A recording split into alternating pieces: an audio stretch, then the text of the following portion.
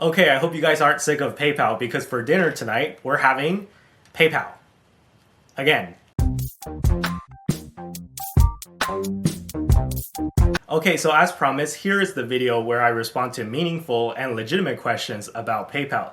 So some of you may have seen my previous video where I talked about some of the comments that were left on that video or on the video before that. And let's just say some of them were not the smartest comments.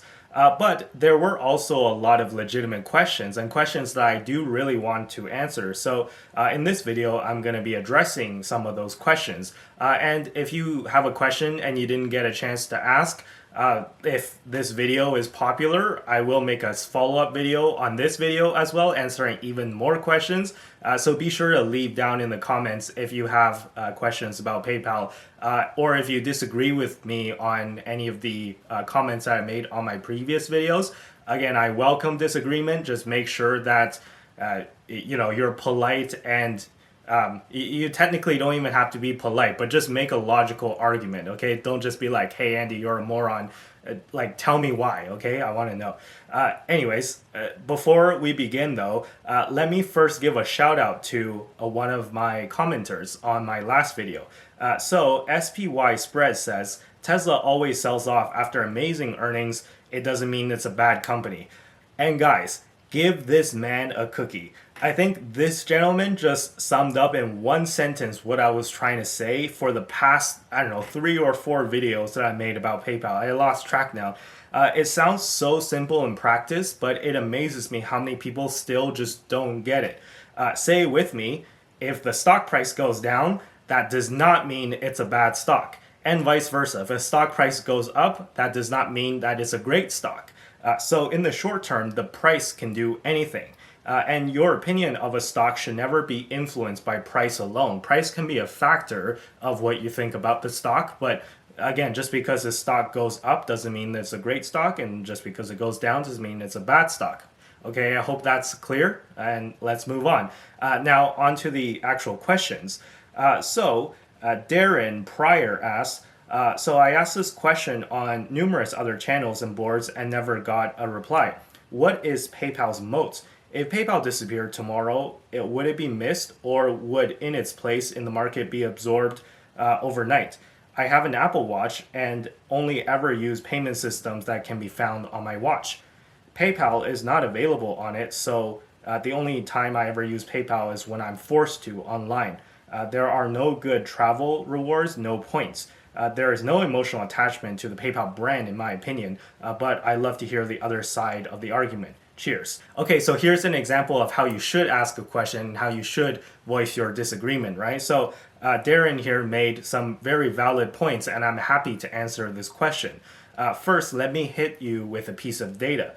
So according to an Ipsos study, consumers are 54% more willing to buy something when a business accepts PayPal. The highlighted part is on average, again, this is the exact quote from the article, on average, there's a 54% increase in consumer willingness to buy when PayPal is available as a checkout option. Now, why is this the case? We have to wonder. Well, think about it from the customer's perspective, right? If you're buying something from a business that you don't know very well, are you going to sign up for a payment service that you've never heard of or use something that you've never heard of? No, you're just probably not going to buy the product, right? Because you don't trust that you're not going to get defrauded or something. But when you see PayPal as an option, you know PayPal will cover you if anything goes wrong. So you might be saying, okay, I get that, but what's the difference between using PayPal and Visa, MasterCard? Well, first of all, you can still use Visa, MasterCard along with, in conjunction with PayPal, in which PayPal can act as an extra layer of protection in case there is fraud. And second of all, Visa and MasterCard are issued by your bank or another financial institution. So if something goes wrong, Visa and MasterCard, they aren't responsible because they're not the card issuer. They're just processing the transaction, right? They'll make you go deal with the issuer with the of the card if there is an issue. So the experience can vary when you use Visa, MasterCard by itself. Because you're dealing with individual companies and whoever the issuer is. So the big theme here, again, is trust. People trust PayPal because they're good at catching fraud, and it's easy to get your money back if you get defrauded. And here's another piece of data, actually. So this was a post by Sammy.eth, and this was in response to the news about PayPal's stablecoin. But there's another piece of info that is very interesting. So 70% of eBay transactions go through PayPal. So for those of you who don't know the kind of history between PayPal and eBay, well, PayPal started off as its own company, but it got acquired by eBay. So this was back in the, Elon Musk, David Sachs days, where, the PayPal mafia and stuff. But then eventually eBay bought PayPal, and that's where Elon got his first big kind of break.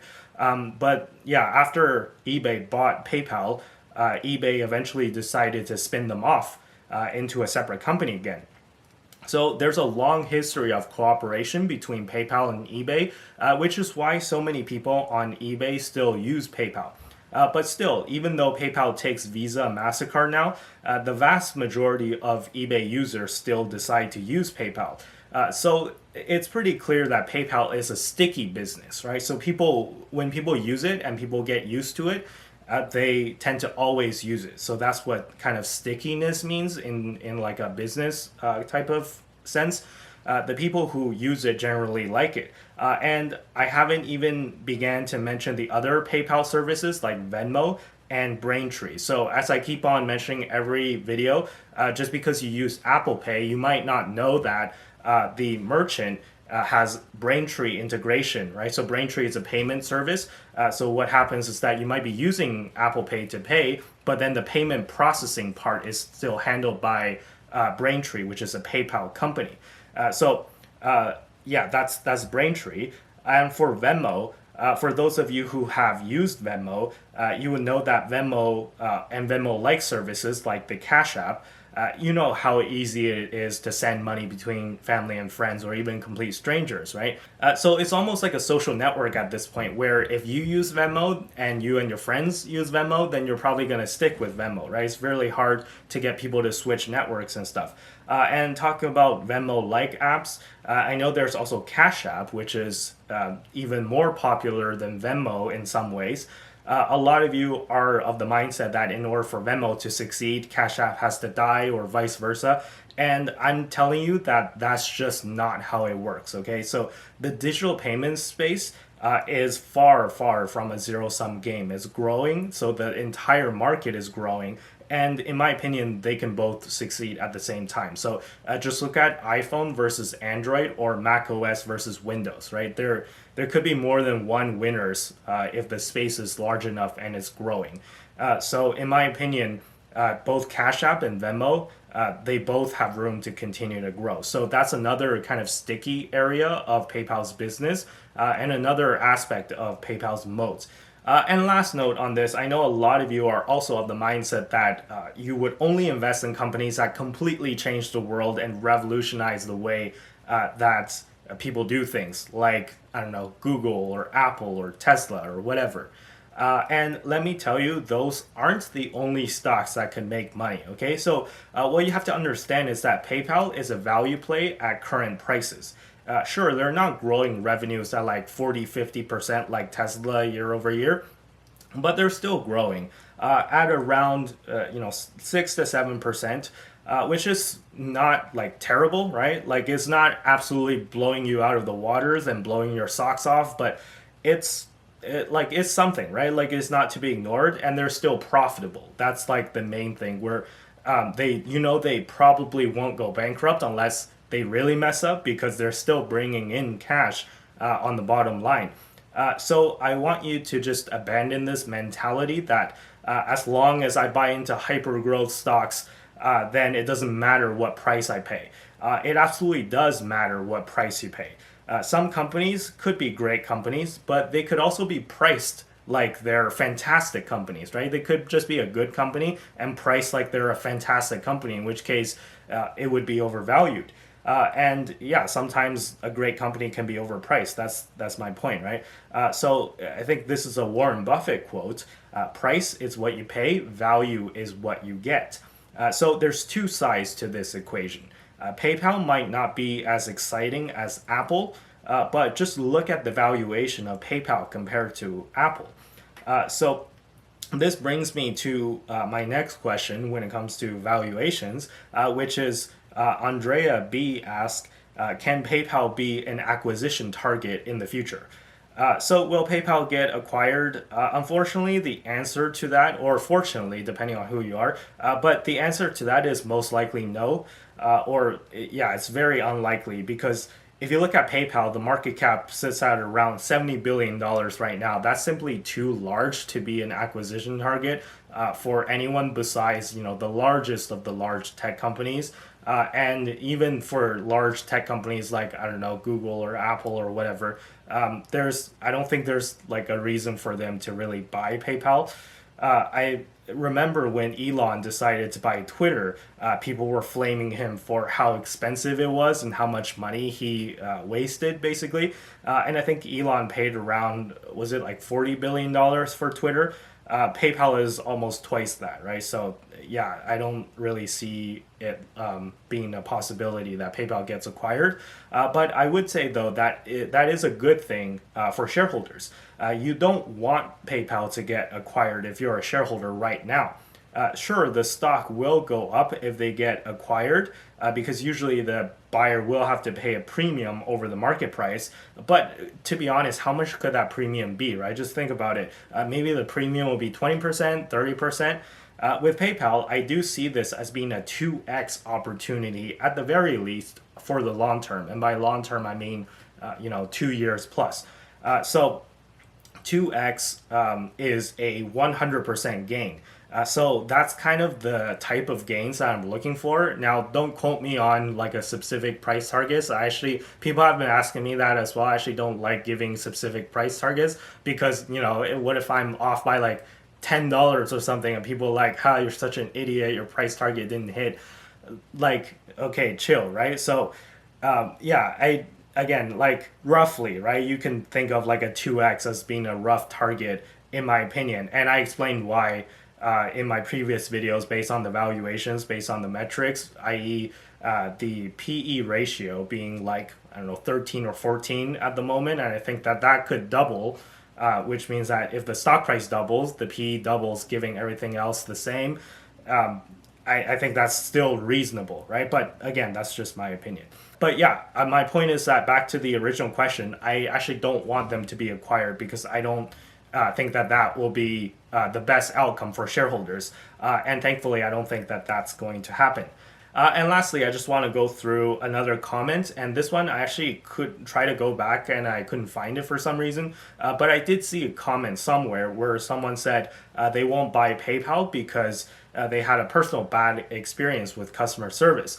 And although I'm sorry to hear that you might have had a bad experience, in my opinion, you should not let things like this influence your investment decisions unless you can confirm that it's really a widespread trend and it's like a widespread systemic problem, right? And I don't think that is the case.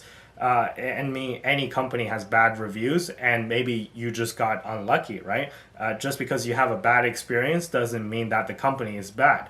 Also, just because you think it's a bad product and it's a product that's not for you doesn't mean that it's going to fail. People hate companies like Comcast, but Comcast hasn't gone bankrupt. Now, granted, I don't think they're doing like fantastically well, as utilities providers aren't doing so hot just in general lately. If you look at like AT&T and like Verizon and stuff. But that's besides the point. Like, my point is that hated companies can still be extremely popular and extremely successful. And I think that it's hubris to assume that the market cares about what you think about a particular product or company. It's hubris to assume that the market has the same preferences as you. Because everybody's different, right? And there's no guarantee that is the case. So this hubris is what caused BlackBerry and Windows Phone to fail, in my opinion. So there was this video that was recorded at around 2007, 2008, I want to say. It's right after the iPhone came out, and someone asked then Microsoft CEO Steve Ballmer what he thought of it. And Bomber was like, okay, no one's gonna take it seriously. This is a phone for kids. This is a toy. We ask businesses what they want, and they all say that they want a phone with a physical keyboard, and that's the gold standard. And the iPhone doesn't have a physical keyboard, so businesses are never going to like it. Well, fast forward a little more than 10 years, what has happened, right? It didn't even take 10 years. It took the next 5 years basically after that video was filmed, and it became pretty clear what businesses thought of physical keyboards and how necessary they were, right? So, do you know anyone who still uses a phone with a physical keyboard? I have not seen a phone with a physical keyboard in like the past, I don't know, 6 years, I want to say at the very least. Yeah, I don't want to get copyright strikes, so I won't play that video, but I will leave a link down below in the description so that you can go watch it yourself. And it's hilarious, to be honest. Steve Ballmer was so convinced that business people wanted physical keyboards on their devices that he could not consider the possibility that a phone could be without one. And again, look what happened to the iPhone and look what happened to the Windows Phone. Hubris was his downfall. And on that note, I think it's a great place to wrap up the video. Be sure to hit the like if you enjoyed the video, and be sure to consider subscribing if you like the series. Be sure to follow me on X. I'll leave the link down below for that as well. And yeah, with that being said, I'll see you guys in the next video. Bye-bye.